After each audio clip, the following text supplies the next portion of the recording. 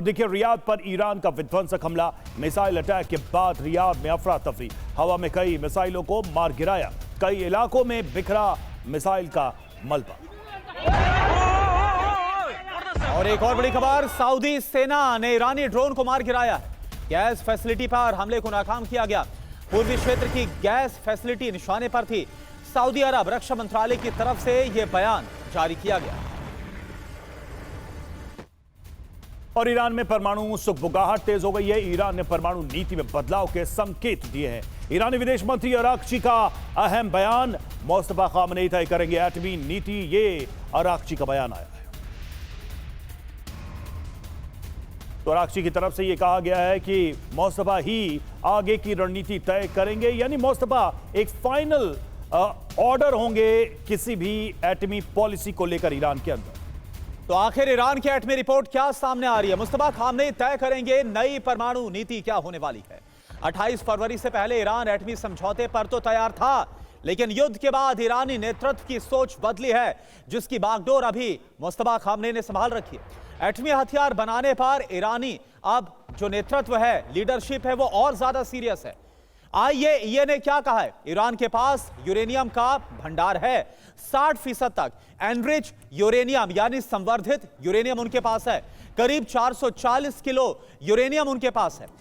10 परमाणु बम बना सकते हैं ईरानी इतने यूरेनियम से। इस्फहान में छिपाया गया है यूरेनियम, भूमिगत टनल में यूरेनियम को रखा गया है। यह रिपोर्ट आईएईए की तरफ से। अब 60% यूरेनियम आखिर क्यों चिंता का विषय बना हुआ है अमेरिका के लिए?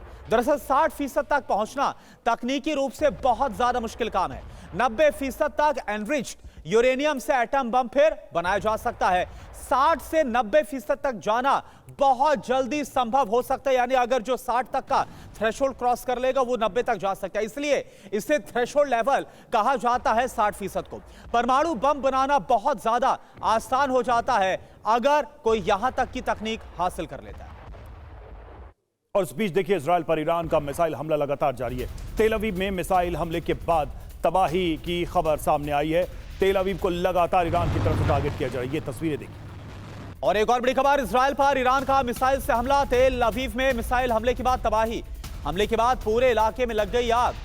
तो देखिए जंग का 20वां दिन है, ईरान का बदला लगातार जारी है। कहां ईरान ने हमले किए, जल्दी से उस पर एक नजर डालते हैं। देखिए इजराइल की बात करें तो मध्य इजराइल पर मिसाइलें गिरी हैं। रामत खान में 2 लोगों की मौत हुई है इस हमले में। और कतर की बात करें, 14 बैलिस्टिक मिसाइलें यहां दागी गई हैं। रास लफान एनर्जी हब पर हमला किया गया है ईरान की तरफ से। तो देखिए इजराइल ही नहीं, बाकी तमाम देशों पर हमले लगातार जारी है। बिल्कुल। इसके अलावा यूएई की बात करें, बैलिस्टिक मिसाइलों और ड्रोन से हमला किया गया। 6 बैलिस्टिक मिसाइलें और 21 ड्रोन को इंटरसेप्ट यहां पर किया गया है। सऊदी अरब की बात करें तो तेल रिफाइनरी पर अटैक को अंजाम देने की धमकी दी गई है। रिफाइनरी से लोगों को निकलने का आदेश दे दिया गया है। बहरीन की बात करें तो अमेरिकी बेस पर मिसाइल से हमला यहां लगातार हुआ है। आज भी मिसाइल से हमले की संभावना बनी हुई है। जॉर्डन में अमेरिकी ठिकानों पर हमला हुआ है। कई मिसाइलें इंटरसेप्ट भी की गई हैं जो जॉर्डन पर दागी गई। वहीं कुवैत की बात करें तो बैलिस्टिक मिसाइलें यहां पर रोकी गई हैं। अमेरिकी ठिकानों को निशाना बनाया गया था। ओमान में औद्योगिक क्षेत्रों पर ड्रोन से हमले किए गए और इन हमलों में कर्मचारियों की मौत की भी आशंका है। संजय भारद्वाज सर, बहुत कम समय में 30 सेकंड में इस बात का उत्तर दीजिए, क्या वाकई में ईरान अभी भी अपनी एटॉमिक पॉलिसी को लेकर आगे बढ़ेगा?